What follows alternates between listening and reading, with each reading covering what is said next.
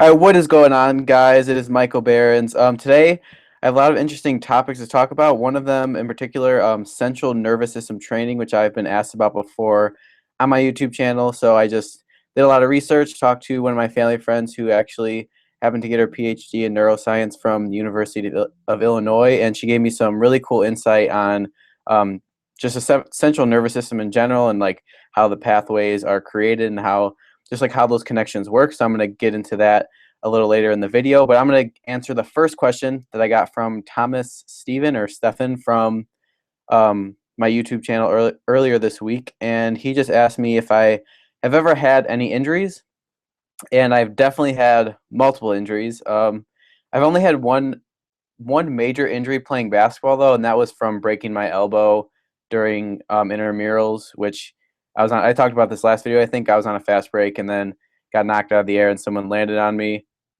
Sully Films, what's up? Um, Someone landed on me and then I fell on my elbow and was out for like 5 months after that. So that's like the most, I guess, detrimental injury I've had. But other than that, I just had like a few sprained ankles from like playing in like high school and stuff. But like I said, other than that, I haven't had like anything else too major. The most recent one was my back injury squatting, which that just kept me from squatting for a couple weeks. But after I've kind of incorporated like more mobility and like yoga and other type of like flexibility exercises, I've definitely haven't felt any pain in my back, and like fixing my squatting form was definitely a big factor in helping that too. So since all of that, I haven't had any major injuries, thankfully, and I don't plan to. Um, but yeah, I want to get into this central nervous system training stuff because it's really cool. Like I said, it's just really, it's kind of, I don't know, it's scientific because I mean you're talking about the central nervous system, but I mean what is it when you start to get into it? I guess. But yeah, I want to start off with just what is this, like where the central nervous system starts, like where it stems from, and then get into a couple studies, and then just kind of get more into it from there. So the central nervous system stems from different parts of the brain and spinal cord. The major parts being this cerebrum, thalamus, and hypothalamus of the brain, and then the spinal cord. And I was actually reading a pretty interesting article that got into some of these specific parts of the brain and stuff. But I'm going to link all the articles and studies that I talk about in this video in the description.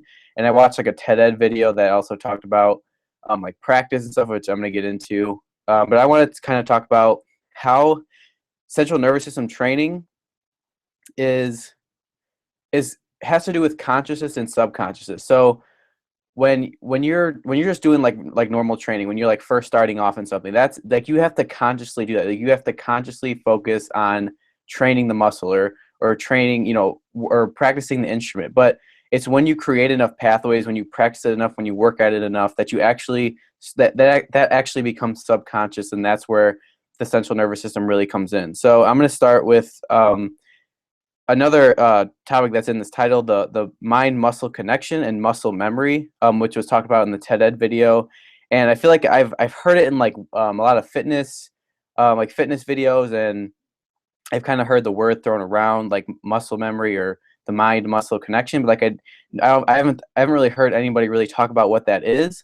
So I kind of got into it and talked about it again with my family friend who has her PhD in neuroscience. And basically muscle memory has to do with the myelination of neural pathways, which that comes from training in action over and over again.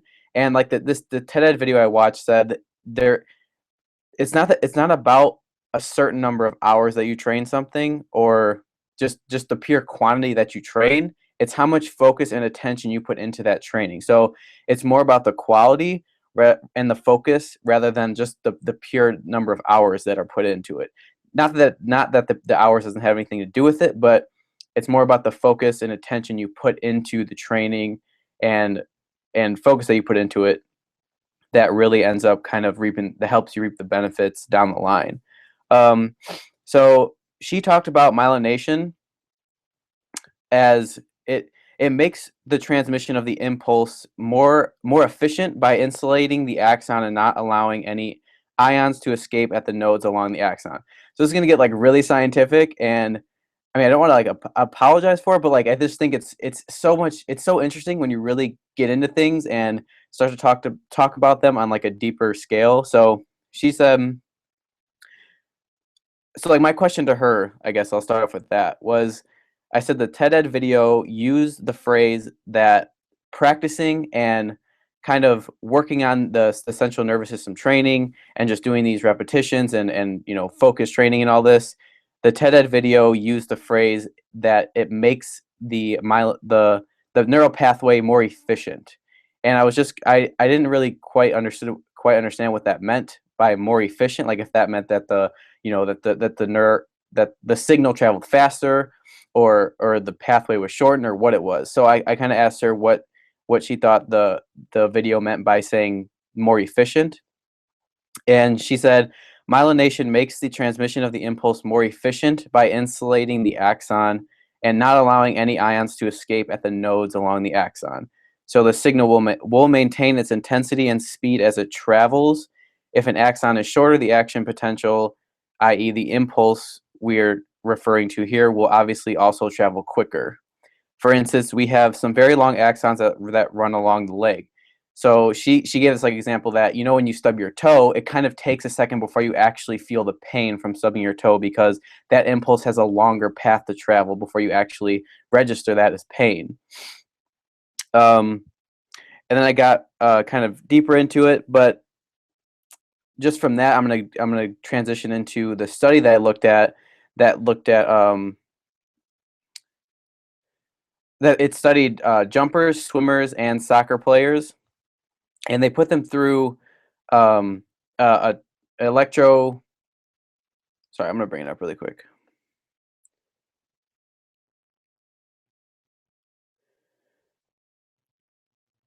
Okay, so the electrostimulation study I'm gonna get to after this one.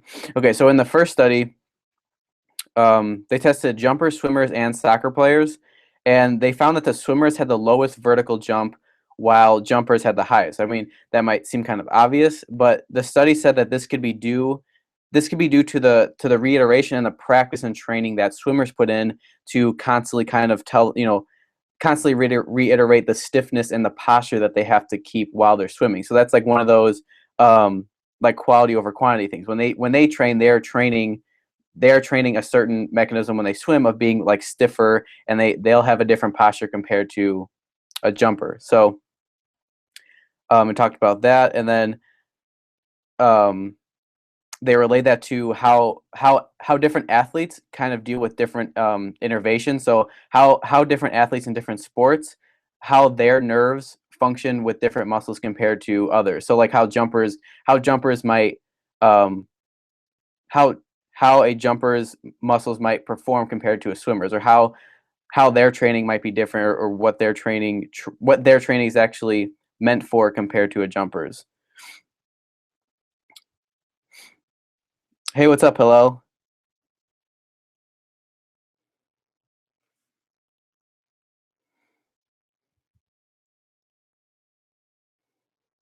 Sorry, I'm gonna talk more about the myelination I was talking about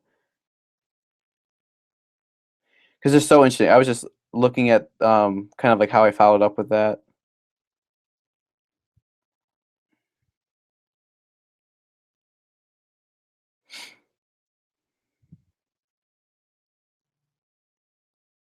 Okay, so I kind of asked if that myelination, or if that neural pathway is that if that could actually be developed, and she kind of, I'm doing good, Hillel. How are you? But she replied by saying that she's not sure if there's actually been studies, or if there's been like a lot of science put into actually of that myelin layer actually being developed, or if it's a connection of pathways. So again, going back to the quality over quantity, like if you put in the quality training and the focus into training a specific movement, like in jumping, in terms of jumping here, um, you're going to develop more pathways to kind of to make that action more efficient, to happen faster. There's going to be less of like there's going to be less a thought put into it. So there's going to be more signals firing to jump in this case compared to not. So like if you were trying to do something that, like if you're trying to swim in the study that tested jumper swimmers and soccer players like that, if a jumper tried to swim, they would have less nerve impulses compared to the swimmer when they were swimming. So I feel like that kind of goes along with creating those pathways that she talked about, and not so much actually developing the layer. Sorry to talk about all this. I just want to give some background on like the central nervous system, because I think it's just really cool when you get more into things. And the the stuff that she was telling me was just like really interesting. And I'm thinking of actually interviewing her on my channel, because I think she would bring like a lot of really cool insight that, I'm not like a professional in or anything. I just think it's really interesting to learn about. So, and like the way she talks about it, um, it would make a lot more sense, and she'd be able to like apply to different things. So I just think it's really cool to learn about.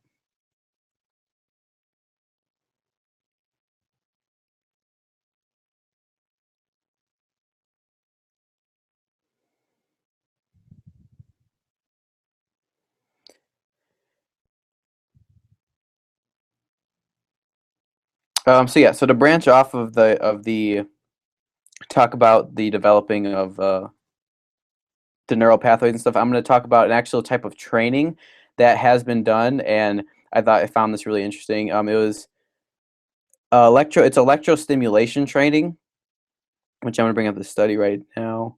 They tested Okay, so they tested 98 athletes at different hertz of electrical stimulation.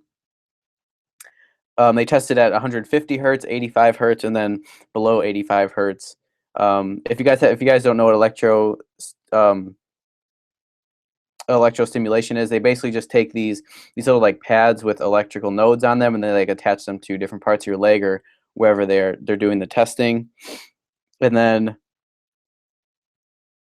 from there in the study, there were four different groups. There was a control group, which was performed plyometric training only. There was group one, which had 150 hertz of this electro stimulation plus plyometric training. There's group two, which had 85 hertz of the electrostimulation plus plyometric training, and then group three alternated between the 150 and 85 hertz. And it was pretty interesting to see what the results were at the end of it. Was an 8-week study, and after the 8 weeks, um, the the group one had a significantly higher jump than the control group. So group one again was the 150 hertz of electrostimulation training, while the control group just had the plyometric training. So after the 8 weeks, the group one athletes had their jump improved by 28% compared to the control group. And I thought that was really interesting, because also in the study, they um, they linked another study that actually did the same type of testing on volleyball players, and they found the same kind of correlation with the electrostimulation training plus plyometric training. Was that with the electro stimulation training plus plyometric training, there was a significant increase in the jump height after the set training time. And with this study, they only did this type of training twice a week, which, I mean, I feel like more of us are more like jumping programs stuff out there. The training is a lot more than just twice a week. I feel like that kind of shows how much kind of recovery has to go into actually seeing results. If that has anything to do with it, which I'm sure there'd be more studies that talk about like the recovery and stuff of the training. But this one in particular, only having the athletes perform this type of training twice a week, I thought was really it was just different from what I've heard. So yeah, I actually want to show you guys the chart that went along with this study, because it just really depicts how it really depicts the results that they were able to obtain from the 8 weeks of this, or after the 8 weeks.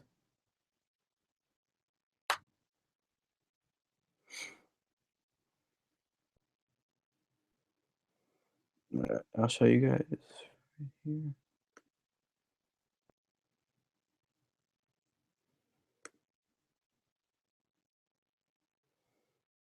Hello, or Paul said less is more. Stimulate, not annihilate. Exactly. That's like what this, I mean, I feel like that's what this study kind of reiterated is that, and I'm going to bring up another article that I've been reading along with these studies I was looking at. The focus should be like with the central nervous system training, the focus should not be to go to complete exhaustion and like not be able to move. It should be a point where you are stimulating the central nervous system, you're stimulating, the muscles, but you're not doing them to exhaustion to the point where you're just, like Paul said, annihilating them. So Tyler said, I've noticed I'm a lot more sore after jumping than, let's say, lifting legs 3 times a week. Yeah, that could definitely be because you're incorporating a lot more central nervous system training, and could depend on how much you're doing, how many reps and sets you're doing of the jump training compared to the leg training. So how is your leg training compared to your jump training?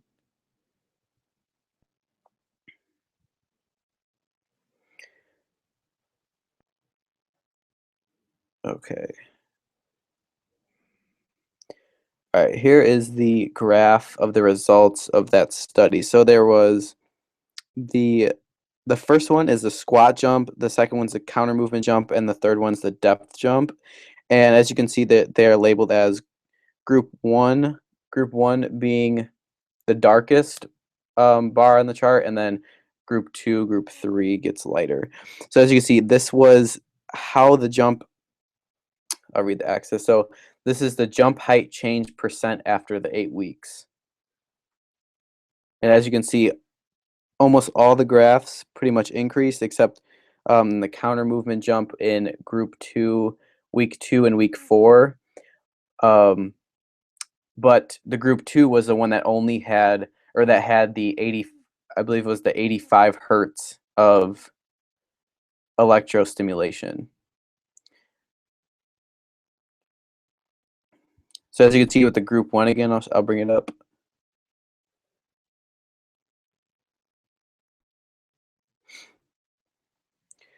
So as you can see with the group 1 again, there was an increase in almost all of the jumpings, all of the jumps tested.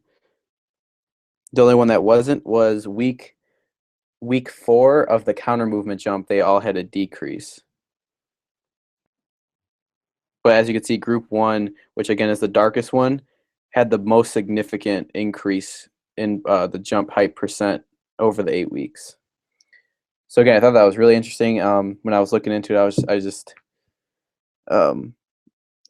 I guess was surprised because I had never looked into that type of training before. So I just thought it was like really cool to see those results, and I just started to look more into like electrostimulation training. Um, so yeah, it's something I might consider maybe trying sometime if I could actually find like an actual plan or someone who actually works with the electrostimulation. But yeah, so the point of that, the results of that study.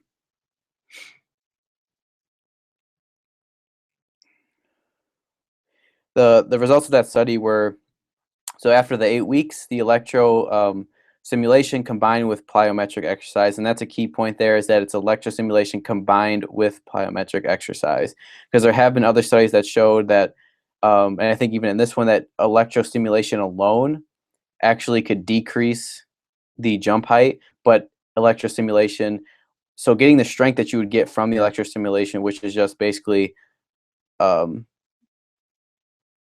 electrostimulation is just applying electrical currents to the muscles and nerves to obtain involuntary contraction. So you don't actually do anything to contract the muscle. It's from the electrostimulation itself. So that combined with plyometric exercise is proven to increase the jump height significantly in this study. And that was at a frequency of 150 hertz plus.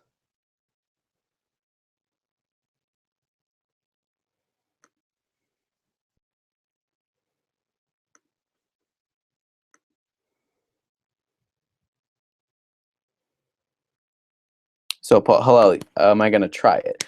So yeah, like I said, I've been thinking about it. I just don't know where I would actually go to get that type of training. I would have to talk to maybe someone at my school would know about it. Like I said, I'm going to do this vertical jump testing and um, other testing in the lab at my school. So I might ask if they know of any place where electrostimulation training is done. But actually, when I was just kind of watching YouTube videos and stuff and trying to find more about the electrostimulation training, Usain Bolt has done it. I think he had like a full vest on, and then other nodes connected to his legs and stuff while he was training. So I feel like it's something that's really cool to kind of learn more about and possibly try. So yeah, I would definitely try it. And they actually sell like machines for you to do it yourself. I think they're like around like $300 plus. But I guess if you did enough research on it, you could actually set up your own type of training with it.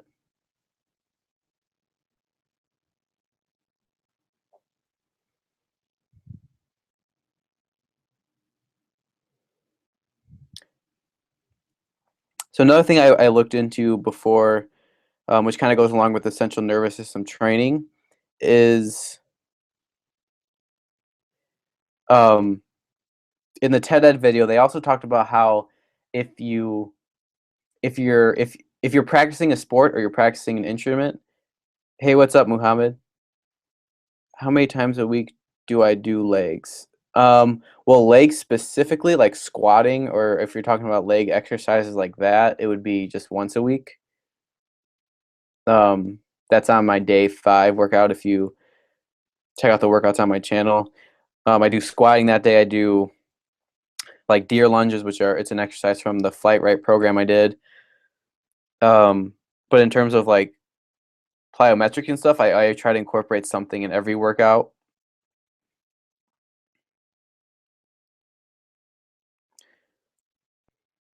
But yeah, that's pretty much the extent of my legs. What about jumping? I mean, jumping is pretty much something is incorporated with jumping every workout that I do, whether if it's just the movement, like whatever I do, it mimics the movement. So like when I have like my day 3, I do cleans or I'll do snatches, just something to where like my posterior chain, something that goes along with the movement of jumping, even if it's not just specifically jumping, but like I said, at the end of my workouts, I'll always do maybe some type of plyometric work that works on like a weak point of mine. Like with me, it's single leg a lot, so I might incorporate some type of single leg resistance band hops or just something to throw in at the end of my workout as just like a little extra to practice my weak points.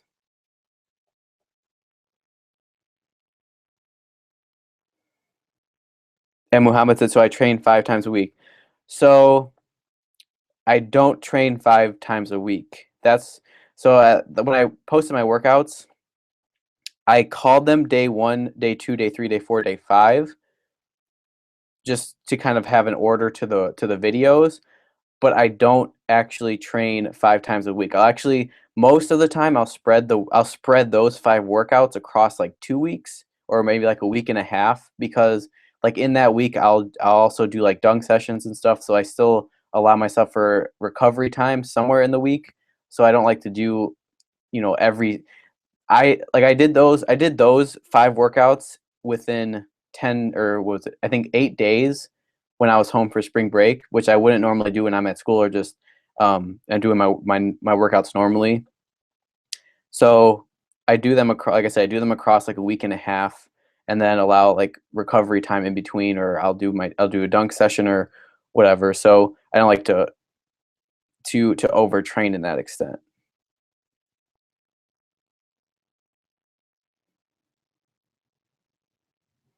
Which that's something else, like in reading the articles and reading the stuff I've read about the central nervous system training. When you're doing that much volume, especially when you're training to jump or whatever, like train just to get stronger, it could be easy to overdo the training because you feel like, oh, like if I do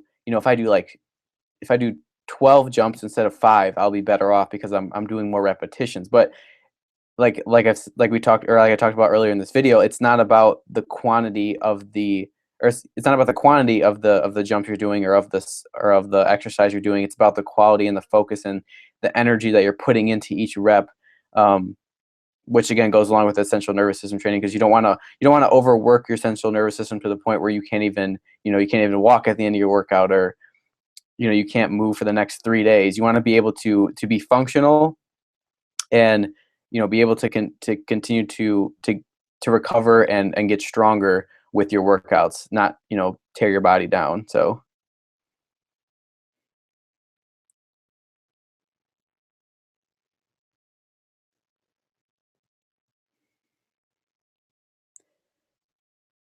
uh,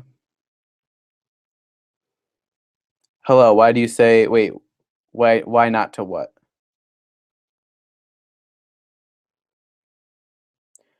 Dunks for Christ. Hey, what's up, man?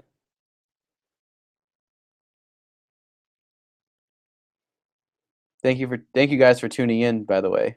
So Paul said I do plyometrics and then 6 sets main lift, and main lift, 4 sets secondary, then some abs Monday, then just jump Wednesday and Friday, and maybe some plyos after Friday jump session, and it's been working thus far. I mean, that sounds like a pretty good program. So how do you feel? Like, how do you feel, Paul? Like at the end of the week, or at the end of your trainings, at the end of your workouts in general? Like, how do you feel at the end of them? Like, do you feel really fatigued, like you can't move, or do you feel like you could still kind of like you could still have a good jump, or even dunk after, or even like jump at the rim or be explosive after your workouts? Like, do you feel like that, or do you feel like really fatigued and like you just want to rest after? Um, Dunks for Christ, A, what's cool, bro? Who else said CNS? Yeah, wait, so hello, why did you say why not? Like, what was that question towards? Okay, Paul said I feel like I could do more mostly. Okay, well I mean that's good. So at least you're not physically overtraining. I mean, it's good to push it, because Paul said I try not to push it. Like, it's good to push it while you're doing, those 4 to 5, or however many low reps you're doing. It's just when you just start to go beyond that, just for pure quantity, that's when you could start to um, kind of hinder your strength, or your improvement, rather than actually make it better. So,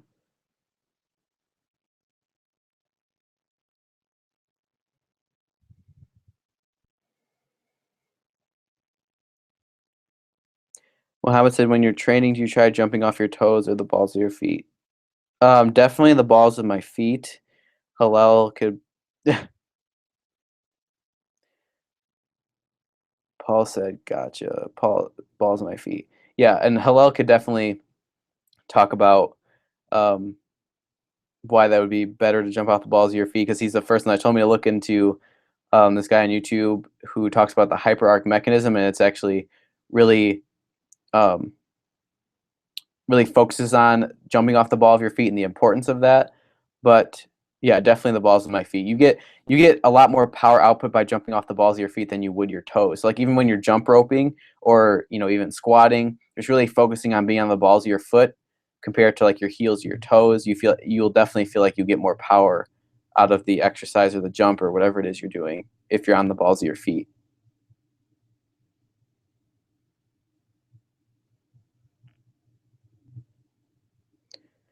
Okay, so there was another study I was looking into with the electrical stimulation training, and it was they found the same results as the last study I talked about.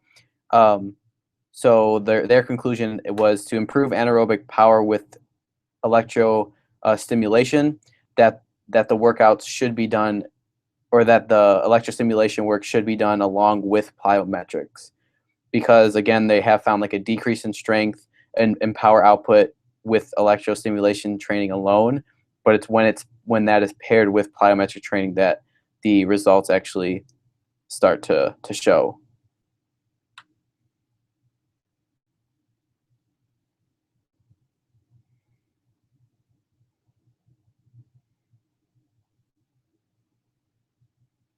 Paul said, please go more onto hyperarch. I don't get how to work out in that manner. There isn't much info on it.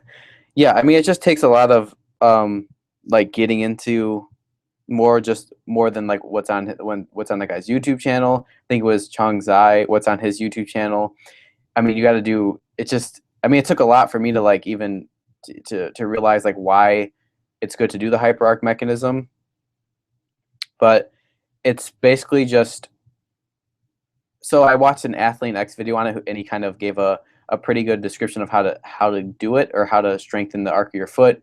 So basically, if you have like a quarter or just a coin on the ground, and you try to push the ball of your foot into it, that's basically what it is. So you're pushing, you're kind of pulling your toes back towards your shin, and then you will feel your arc get engaged, and also your anterior tibialis in the front of your shin, that will also pop out. So that's how you know that you're actually in the hyperarc mechanism, or mode, as Chung Zai calls it.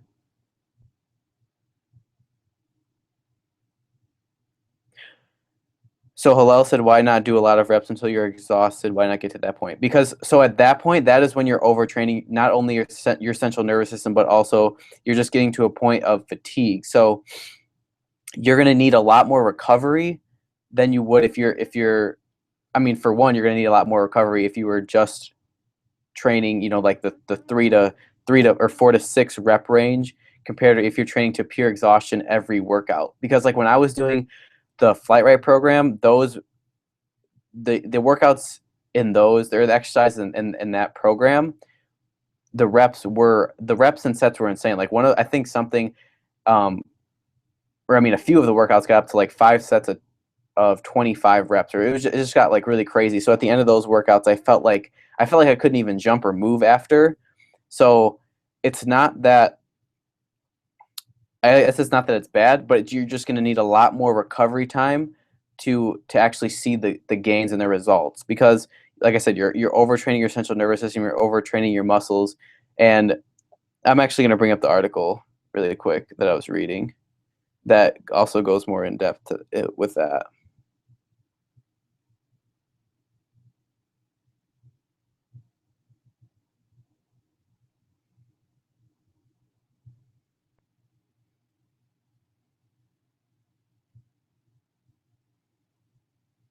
Okay. So in the article, it says, by repeatedly lifting heavy weights, it has been shown that you can strengthen the mind-muscle connection, which I talked about earlier. It's not so much like mind-muscle connection or muscle memory. It's just creating a higher amount of neural pathways to that muscle. So it might seem like it's easier. It might seem like it's almost subconscious to be able to do a certain movement, or to jump in this case, or, you know, to curl a dumbbell. It might seem easier because you've created a higher amount of neural connections to do that action. So he says another abstract term. He said that's another abstract term that's basically talking about the central nervous system. So he said the heavier the weight you do, the greater the receptor effector effect, and the more your brain will learn to finally control the muscle. And he actually cites a study in that. And he said the study recommends lifting 90% of your 1 rep max for sets of 3 repetitions. But this is also one of the reasons that overcoming isometric training is so effective in increasing maximum muscle fiber recruitment. This type of training will improve your body's ability to quickly contract your muscles with strength and power. So it's about, so Hillel, it's not, like I said, it's not about, I feel like that's why it's not about doing so many reps, because you really want to train the speed and the quickness into each rep. So if you're doing like 25 reps and you're on like the 20th rep, that 20th rep is not going to be as fast and as powerful as like the 3rd rep was. So you're literally training a slower movement than you were 17 reps ago. So I feel like that's one of the reasons. So he says this type of training then will improve your body's ability to quickly contract your muscles with strength and power. But in order to get reactions like this, you will also need to be able to quickly process the information coming in so that you could respond correctly to the stimuli. So then he goes into maintaining a healthy lifestyle, getting nutrient-rich diet, just getting adequate sleep in order to recover and actually like develop these neural pathways.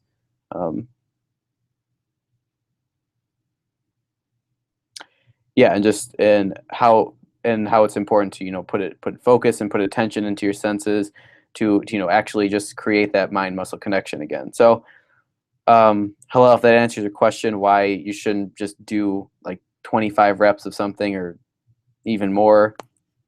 I feel like that kind of hits the point of why Paul said you want to train for explosiveness, not endurance. Right. That's a completely different type of training. That's another reason why I stopped the Flight Right program, is because I realized I wasn't training for endurance. I'm training for a powerful explosive movement, and that is dunking. So if you're training for endurance, if you're training for, agility or that type of movement, then it would be better to do a lot of reps. Yeah, Tyler said doing a lot of reps is basically just doing cardio at that point. So Hillel said, but you can't just do a couple jumps without getting tired. Almost, you got to overload the system so that way it improves. Yeah, you're overloading the system if you're doing intensely focused, a 3 to 6 reps. You can do like, say you're doing 4 sets of 3 to 6 reps. You could be doing, close to, say you're doing 4 sets of 5. That's still 20 reps. So I mean, you're still getting enough reps in, but when you're doing each rep, you're able to put more energy into each rep. So like it could still be tiring. You could still be, quote unquote, like overloading the muscle, but it's gonna be in less reps.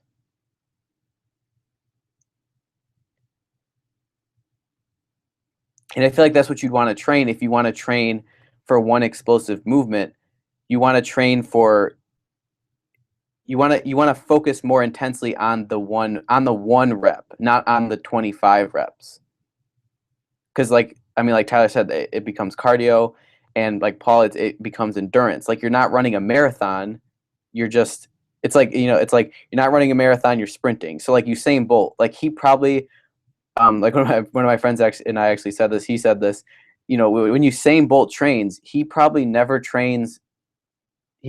runs miles. I literally think somewhere, if you Google it, has Usain Bolt like ever run this many miles? Like I really, I don't I think there's.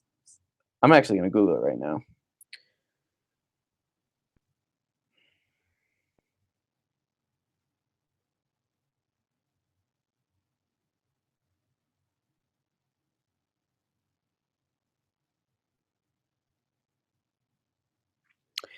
Yeah, so I guess there's an article in the Washington Post actually that says Usain Bolt apparently has never run a mile.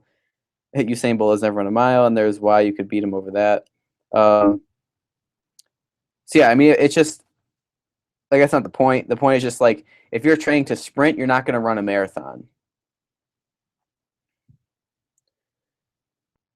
So I'm Paul said I'm standing and trying hyperarch. Is it right for my shin muscles and calves and glute to be burning LO after 20 seconds? Yes, that is exactly how it's supposed to feel. Paul, if you've watched any of my workout videos, that I've just posted recently, I think almost in every one of them I kind of talk about the hyperarch mechanism. You can actually see how my foot looks and how I actually do it. So if you want to check those out. Paul said, well, depending on what you're doing or if you're lifting heavy, then 3 to 1 rep range. Yeah, so I mean, it's not that 8 reps is too many or that 10 reps is too many or 20 reps is too many. It just depends on the type of training that you're doing. So like like I said, I'm training for one explosive movement. I'm not training to be able to jump or run a marathon. Tyler said plyometrics is already very overtaxing on the CNS as it is, so there's no need to be doing a lot. You don't have to feel tired for it to be effective in turn. Plyometrics already over, so there's no need to be doing a lot. Right, exactly. You don't need to turn it into a cardio session. Like you will feel like the intensity of the workout, just by doing the very focused and involved 3 to 6 reps compared to doing just 25, like 25 reps or anything beyond like that rep range. And Paul said, I sprint often. Yeah, so I mean, in one of the videos that I think is his name is like Josh something on my Instagram. He told me to look into the CNS training, and the guy that he had me watch, he was talking about how it's just I think he was able to jump on like a 60-inch box from like a sitting position to one step and up. So it's like that's central nervous system training. Like you're training to load up and release that energy as quick as possible from the ground up. It's so like he wouldn't do like 25 of those. It would be recruiting all those muscles and all that power into one explosive movement as quickly as possible, and is being on the ground in with and being on the ground for as little time as possible so he doesn't lose that power. So Hillel said Usain may not be running miles, but I bet he's exhausted after his training. He doesn't stop when he can't maintain his Usain may not be running miles, but I bet he's exhausted after his training. He doesn't stop when he can't maintain his max speed. Right, but like he's probably not doing like 12, 12 sets of sprints with the same distance. Like yeah, like I'm not saying like don't be exhausted after your training, because I mean definitely like I think it's good to have like intense workouts and stuff and really, be involved and focus in your workouts. But it's just I don't think he would be doing that many reps with one exercise. So yes, like he might be exhausted, but he might be spreading that out over the whole workout. It's not necessarily getting exhausted from like doing one like burpees, like doing 25 burpees or something.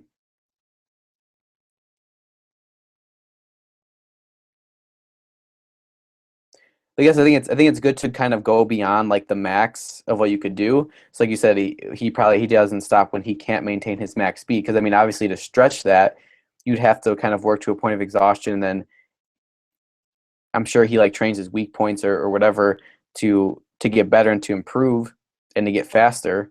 But I just don't think it's to the point where you are you're working to kind of hinder your gains or to hinder your speed or to hinder the power that you're outputting. Like I just don't think it's to that point. So Paul said box squats are good, or if you don't have a gym, seated box jumps. So Paul said let's stop bringing up professional athletes because we cannot compare ourselves to them. They've been doing it their entire life, so their bodies are built differently. Not to mention they can withstand a lot more reps than we could. I mean, yeah, that's definitely true. But I mean, I think it's good to bring up professional athletes, because I feel like no one like we kind of like look at them and put them on a pedestal, like they have something that we might not have. But I feel like if you look deeper into that, if you look deeper into them and why they are able to perform the way that they're able to perform, I feel like you can really break it down and start to apply it to your own workouts, to kind of be able to ask yourself, why can't I jump as high as, this professional athlete, or why can't I run as fast as Usain Bolt? Like you'd have to look at his structure, look at how he trains, look at what he's been doing over his life. Just I mean, it's just about learning how those people have adapted to the way that they have adapted. What makes yeah, Hillel said, like we and pros are the same. I mean, we're all humans. So I mean, it's not like they have something that we don't have. I mean, yes, there could be like genetics and stuff that play a role and stuff, but that I mean, it doesn't mean that you can't train to become like as athletic or as fast or jump as high or whatever. Like I think it just takes a lot of it just takes a lot of learning, and it takes a lot of time and a lot of work to maybe get to that point. So I mean, like there may have been like um I mean like environmental factors that has contributed to Usain Bolt's like speed and agility and stuff that we might not know about. So I mean that could be something that would make him different, but that doesn't mean that there aren't environmental things or or other things you could do in your life to also develop that speed. So Dunks for Christ said, "Hey Mike, sorry if you addressed this question before, but what exactly does the CNS do to improve my vertical? I just went to eat dinner really quick." Yeah, no problem. So yeah, I talked about it at the beginning. So I mean, the central nervous system is basically the signaling hub for your muscles. So it stems from like your brain and spinal cord. And I kind of talked about muscle memory and how people kind of talk about that as just being like they call it muscle memory, like as if your muscle remembers how to train a certain way if you take a break or like you get injured. But it's just that with the type of training that you do, your body naturally adapts and creates a greater number of neural pathways to perform that action. Or so in this case, like to jump. Like it's not about just creating muscle memory, it's that you are training a specific type of movement so many times that you're creating more neural pathways to be able to move in that way. And that's why like the rep range, like I talked about the rep range earlier. It's like that's why the rep range is usually around like 3 to 6 reps of the amount that you should be doing, because you're incorporating as much of your central nervous system as you can in each rep, and like as much power and as much energy and force into each rep. So I mean that's like the basis of central of nervous system training. I feel like, I mean, just from what I've been researching and stuff. And then I don't know if you um did you hear about the study I talked about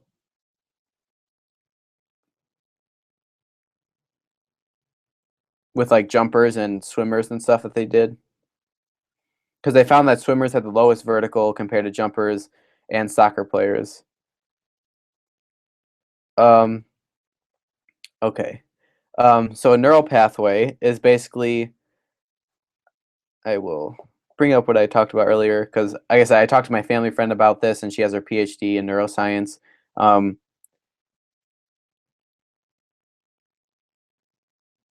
so a neural pathway is basically a transmission of an impulse. That's pretty much it. So I mean, it's just a signal being sent to your muscle to say, "Hey, like contract," or "Hey, like move in this way," or "Hey, like when you get if somebody comes up behind you and pushes you, you automatically catch yourself to get to become balanced. That's like from a subconscious like neural pathway that's already been formed. Okay, so they found that swimmers had the lowest vertical. I mean, you could watch back earlier if you want to too, but they just found that swimmers had the lowest vertical, and I kind of relayed that to the type of training that a swimmer would do compared to a jumper or a soccer player. Um, Swimmers are taught to, or their training is kind of involved around being more stiff, and their posture would be different compared to a jumper. So it just goes along with the type of training that they do and the type of in the study they call it innervation. So the amount of nerve supply that a swimmer would have to certain muscles compared to a jumper. Yeah, and then my family friend, she gave me the example of when you stub your toe, it takes a little longer to be able to feel that pain, because the nerve has to travel a longer distance for you to actually register that as pain. So that's kind of like an example of a neural pathway, or like how the impulse would travel. So the point with jumping or reactive training or central nervous system training is to create more pathways so that whatever movement you're doing, or the jumping or whatever, is more efficient. So you're able to kind of call upon a greater number of impulses in that one action, compared to stubbing your toe, because that's not something you train. Like, you don't train to stub your toe, so when you do it, it takes a longer time to register that, compared to if you're training to jump, or if you're sprinting, um, or if you're like a sprinter or whatever. You've created neural pathways to be able to be more efficient in that than like an average person who might not train that. So I'm just going to go through really quick and see if I missed anything that we talked about.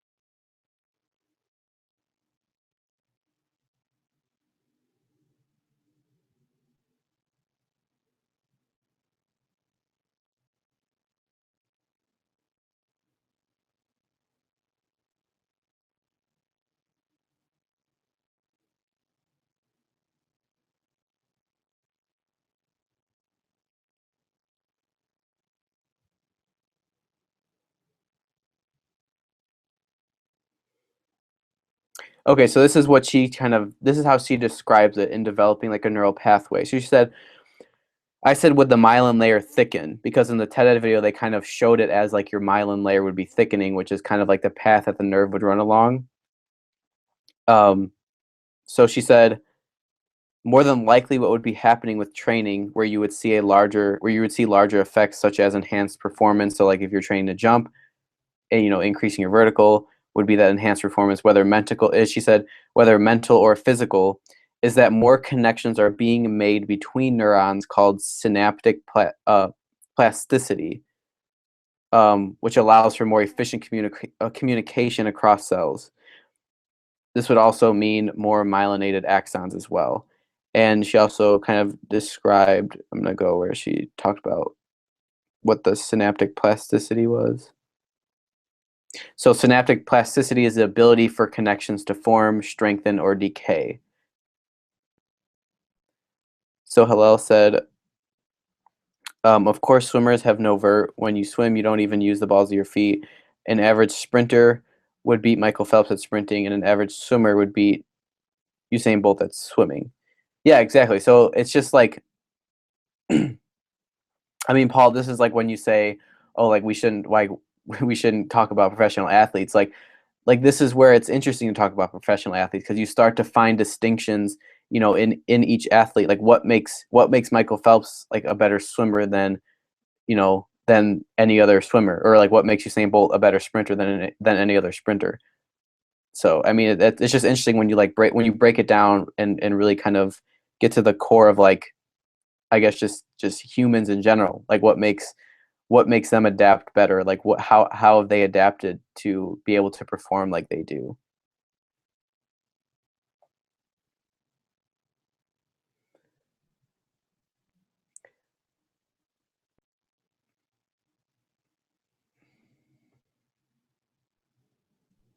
Oh, compare reps them. Okay.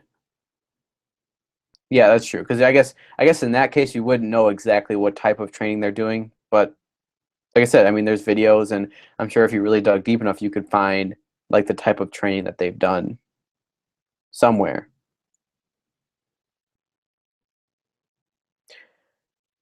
Oh, Paul said they can get away with doing more and then not being in the endurance zone. Okay, yeah, that makes sense. And because like you said, like they've done different type of training to get to where they're at. So how else did I know why is that? So hello, are you saying why can they get away with doing more but not being in the endurance zone?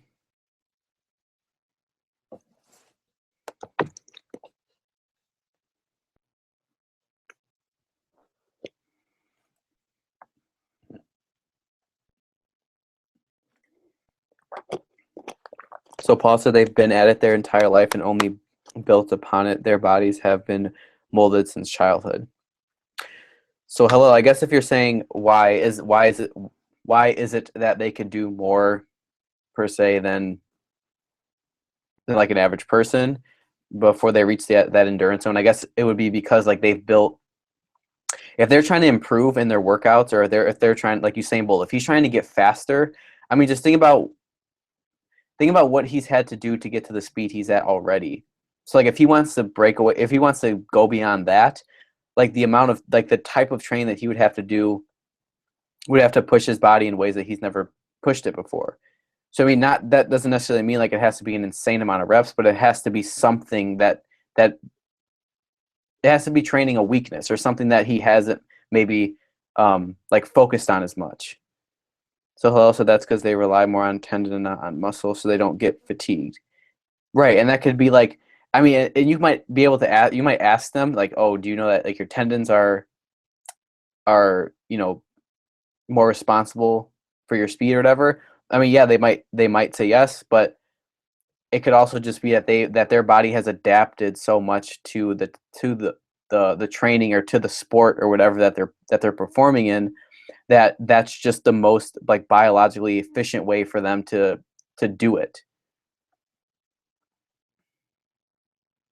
So Dunkster Christ said, "Yo, Paul, what types of workouts do you do? Because I checked your channel and I see you're trying to dunk too." I think, Paul, you said you do like strength. you've been doing strength and like plyo stuff, right? I mean, I think you just said it in this chat. Oh, so I was talking about this earlier. So in the TED Ed video, they were also talking about how by simply imagining, like um by like simply imagining like getting better at um sorry, one second.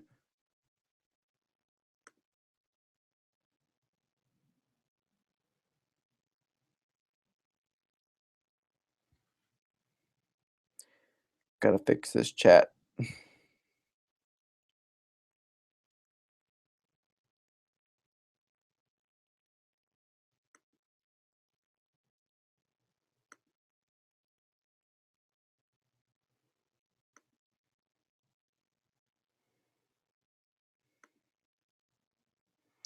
Okay.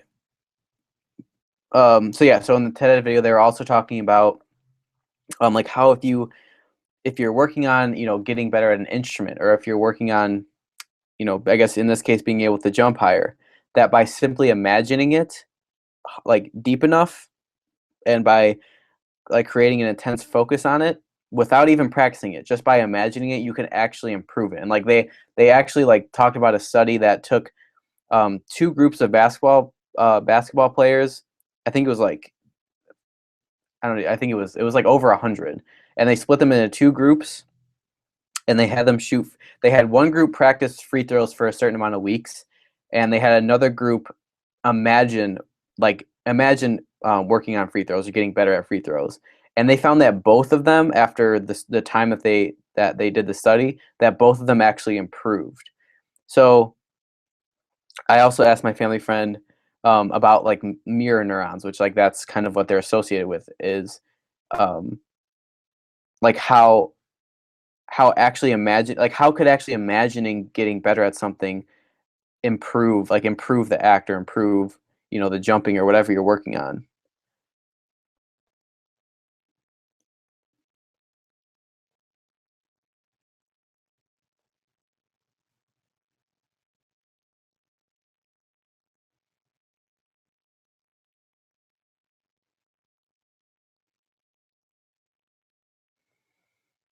Sorry, I'm just looking for what she said so I could be more accurate with it.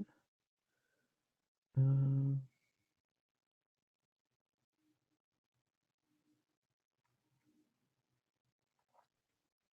Okay, so she said like the mirror neurons um that they work in like spatial maps. So I guess it's called like proprioception. So she said these neurons only fire when things or you are in certain orientation. So she said put a bunch of neurons together and you get a sort of 3D representation of space. So I said, so do you think these 3D representations can be created by intensely imagining them alone? And she said that she said, yes, I believe those spatial maps can be created just by thought. The strength of neural responses with regard to the spatial map would be best with actual experience, of course, but its creation is still possible without the actual experience. So it's almost like if they did another study, like if you, or in an article I was reading, that somebody kind of gave the example, if you think about, or if you're watching dunk videos on YouTube, if you're going through, I know I've done this, you guys might have too, like if you're watching dunk videos on YouTube and you guys like start to like you like just start to get kind of sucked into it, and you're like, you're really into it, they have like some intense music or whatever in the background of the videos, like you start to feel like you're doing that action, or like you'd be wanting to do that action. So she was saying that they can be created just by thought, but the strength of the neural responses with regard to the spatial map would be best with experience, but its creation is still possible without the experience. And then she just talked about the myelination again, um, and how that layer doesn't necessarily thicken, but it actually is just creating a higher number of pathways. So Hillel said they're just elastic, talking about Usain Bolt, and like athletes.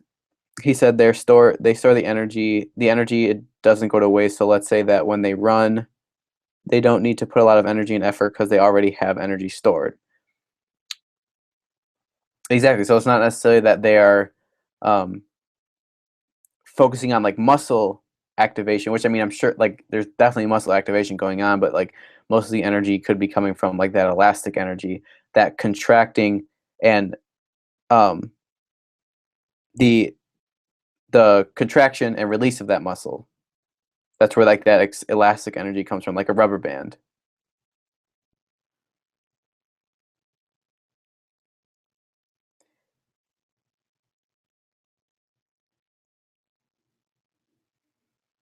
So Paul said, "I'll tell you." Oh, talking about him. Okay, Dr. Christ 59. Paul, just follow Mike in this channel. Thanks, Paul. Dr. Christ said, "Yeah, of course I've been following Mike." I appreciate that. Thank you.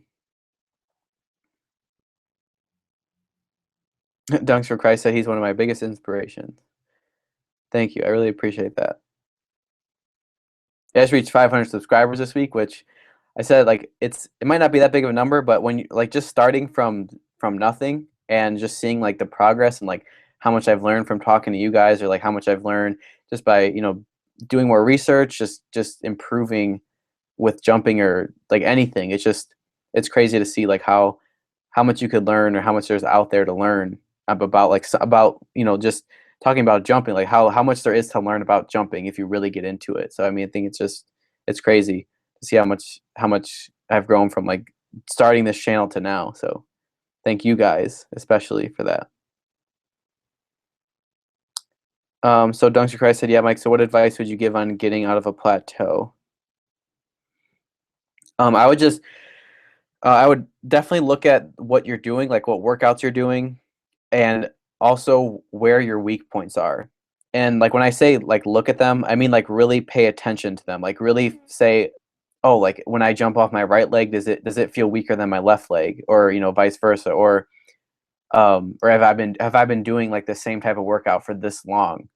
I mean, it's just like making little tweaks like here and there. Like for me, it was I started to add resistance training, and then it's just about really being engaged with the workouts and like knowing if a certain weight is feeling lighter that I need to go up in weight, and I need, or if I feel like I'm slacking in a lift, that I need to kind of take a second and then like really focus on the next set and like really make sure I'm into the workout, like I'm doing that. I'm like, again, like I'm imagining dunking, like I'm imagining jumping.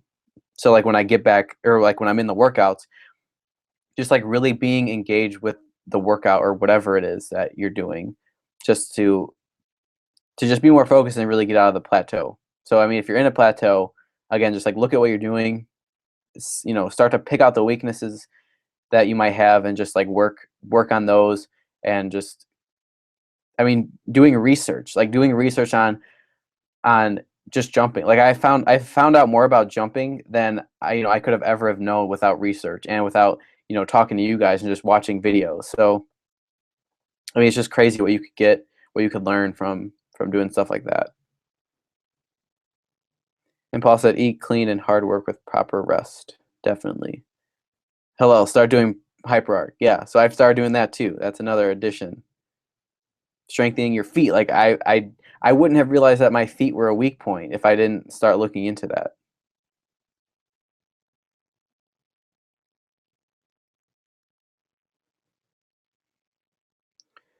Dunks for Christ. Yeah, I work real hard, but my rest and eating clean,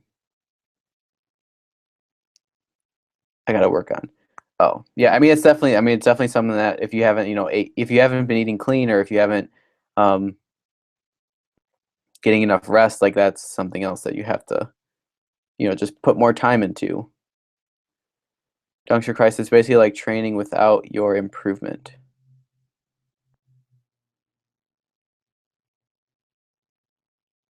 Wait, wait. It's basically like training without. Oh, sorry. It's basically like training without your shoes and jumping off the balls of your feet. Yeah, pretty much. Dunks for Christ said, no problem, bro. Love your grind and seeing your improvement. Thank you.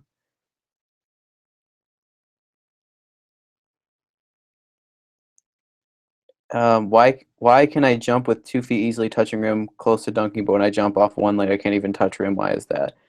So that would just have to be something like it was just talking about, like looking at your form, looking at your approach with jumping. Like if you're, if you're getting really strong off of two legs, just take a video of yourself jumping off one leg. See, maybe you have lack of knee drive, or maybe when you jump off one foot, when you plant, maybe you're too much on the balls. You're too much on the heel of your foot, so you're kind of losing that power into your jump. Or um, maybe you have like your foot strength is weak, or maybe one leg is weaker than the other. So I mean, you just have to again, like be focused on it, and like feel for what's weak, feel what's strong. So I mean, if you're jumping off, like I said, if you're jumping off of 2 feet really easily, start to do one-legged stuff and see what's weak, and then just work from there.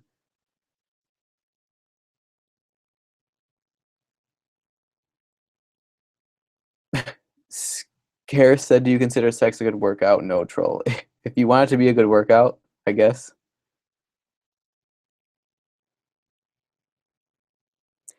Shoot, sitting here could be a good workout if I was like tensing my core or something. Dunks for Christ said, "Yeah, I get it. Like work on little things. I should improve my right." Yeah, because I mean, like I said, with like sprinters like Usain Bolt, like if they want to increase their speed, they probably have to like they've probably had to look into like the most minuscule weaknesses that like maybe we wouldn't have to, because like there would be weaknesses that we would experience that are more noticeable. So I mean, like, yeah, just focusing on the weaknesses and focusing on strengthening those. And he said, "Yeah, I'm gonna try the hyper arc because you say that the hyper arc works, so I'll try it." Yeah, I mean, it definitely, like I said, my foot strength I feel like is definitely improved. I mean, like just strength in general by being grounded, I feel like it's just improved overall. So Alel said that's the thing that allows them to do a lot of reps, because every rep they use elastic energy, so they only need to put a little effort from muscle. That's why they don't get fatigued and keep going. Right. So like I mean, if you're trying to muscle a jump, like that jump is going to be a lot less powerful, a lot less explosive if you're not, focusing on the elastic energy that you're getting from that. I mean, I could talk about my girlfriend with that, because when we were at the gym, she was doing like she doesn't really have an arc in her foot, so she was doing like jumps on like a box from, it was like maybe like a foot, and just like from looking at the way she was doing them, like I could tell that she was trying to like muscle the jumps. So I said, just think about it like a rubber band. Like think that when you come down, you're contracting, and then when you jump up, you're just kind of releasing that rubber band. And she said like as soon as she thought about it like that, she was able to jump easier. Like the jump felt easier, like it was lighter. So I mean, like Hillel said, if you think about it like you're a rubber band, like you're just holding energy to release, then that lift will be feel a lot lighter and more explosive. Like I just cleaned 185 like in my last workout with cleans. If you guys saw in the workout video, before that, I don't think I got past 135, and I feel like so much of it had to do with just thinking differently about the lift, like thinking more about like holding power and releasing it, rather than just trying to like muscle the bar up, or just like muscle it up. So I mean, it's so different when, I mean, I feel like just like mindset, it could have a huge effect on like how you're doing certain lifts, or I mean jumping or whatever. So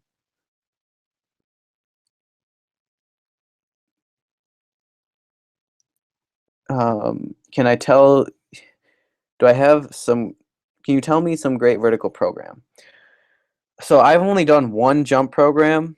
Like I've made a video on jump programs. I think jump programs are a great tool to get you started, and I think it's a great way to like start just getting into jumping.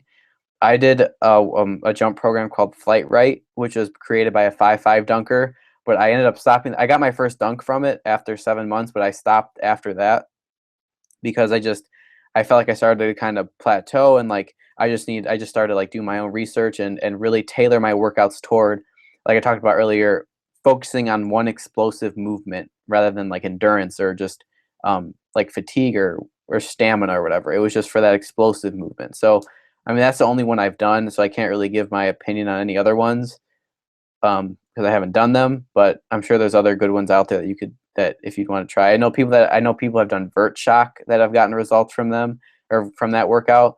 So actually, someone on my Instagram, Noah, I think he's been doing vert shock and he's been seeing results from it. So I mean, that's another one you could try. Dunks for Christ said, Renar's Mike. Oh yeah, I did use fly right. Tyler said, "Do you have a specific diet or just college food?" So no, I'm gonna make a video on that because I mean I'm a nutrition science major, so I guess I've had like a an inclination to eat better, but I mean I think it's important to like get adequate, like to have a healthy diet and like you know have things in moderation that might not be as good for you, but to have an overall like 80% of the time have like an overall eat healthier. And like get like micronutrients and like vitamins and minerals from food and not like rely on a supplement that you might not even know if you're getting nutrients from necessarily.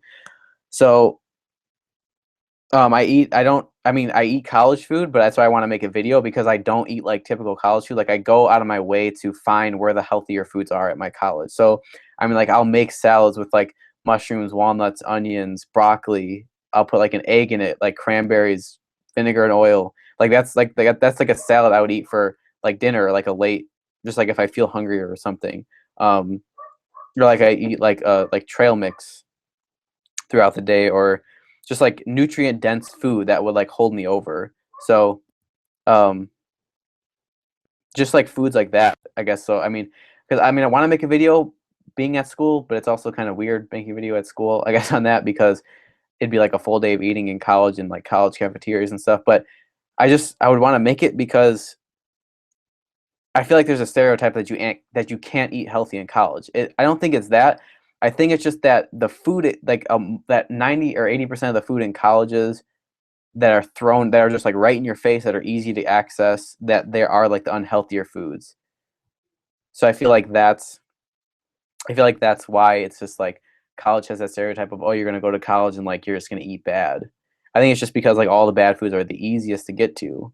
So I mean, yeah, it might take a little bit more work at the beginning if you want to eat healthier in college, but I feel like once you make it a habit, it'll just become like eating regularly.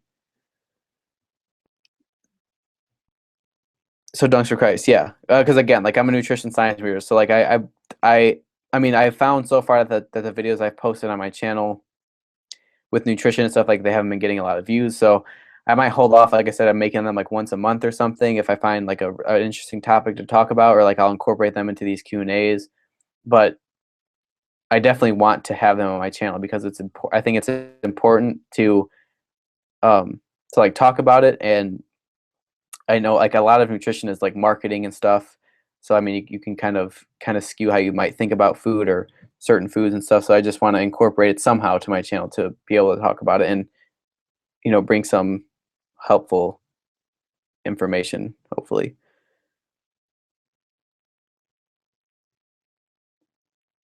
Dunking Christ said I grab rim after doing vert shock. Oh, that's really cool. So Hillel said, I'm dunking after hyperarc and it's only the beginning vert. It's getting better all the time. No plateau until you get to like 45 inches. Yeah, I mean, that's like dunks for Christ. If you haven't done the hyperarc, if you guys haven't tried it, like that could be something that could tell you a lot about, your foot strength or like how you're walking or how you're jumping. Like if you're not on the ball of your foot or if you're, using too much heel, it just will help kind of reiterate that. And again, like we talked about central nervous system training and like creating neural pathways. Like the first week I was doing the hyperarc method, it took so much like mental. I mean, I'm not saying it's like a ridiculous amount, like I couldn't think or anything, but like it just took a lot. It took a lot of thought to be like, hey, stay on the ball of your foot, or like when I was like dunking, it'd be like, oh, don't plant so hard on your heel, or like try not to be on the ground so long so you transfer that energy. Like it was like a lot of thought, but like the more I've been doing it, it's been becoming more like subconscious. So it's crazy. But yeah, I'm gonna end this live stream in the next couple of minutes. So if you guys have any more questions, just let me know. If you guys want to follow me on Instagram, it's at LikeMikeBarrins, or Twitter at LikeMikeBarrins, or my Facebook is just my name, Michael Barrins. I think I'm gonna start posting like some pretty cool, like some like stuff I think about more on my Facebook. So if you guys want to follow me there, see kind of like how I think and stuff.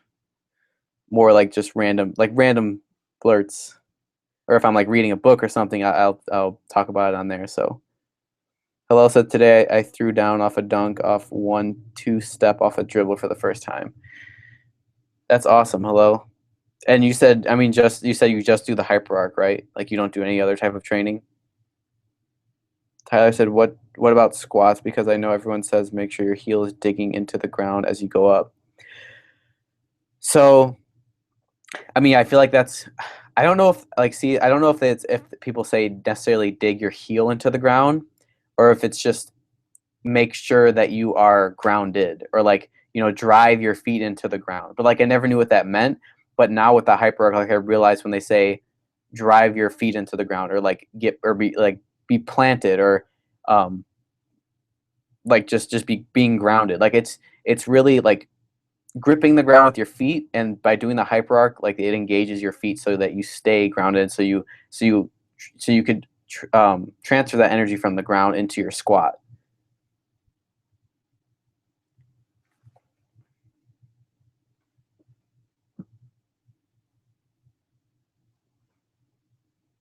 But yeah, I'm gonna end the live stream here. I might be doing a dunk session live on my Instagram a little later today. So stay tuned for that. I'll post to my Instagram a little bit before if I'm going to do it. So if you guys want to check that out, my Instagram again is LikeMikeBarrins. So I want to thank you guys for tuning into this live stream. I'll be doing more experiments coming up. I just, from spring break and stuff with making these workouts and some other videos, I just wanted to post. I kind of got those. I was doing that before doing the next experiment, but I've still been doing dunk sessions. They just have been like experiment, like quote unquote oriented. But I'm gonna start to keep track of like the days and stuff. So, and like what I'm doing that day, or like kind of base the dunk session around something I did that day, and kind of try to analyze why my dunk session was the way it was, and like I talked about in the experiments before. So,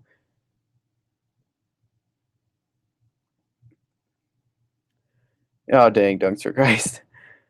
Well, I'll be posting more dunk videos on my channel, so stay tuned for those.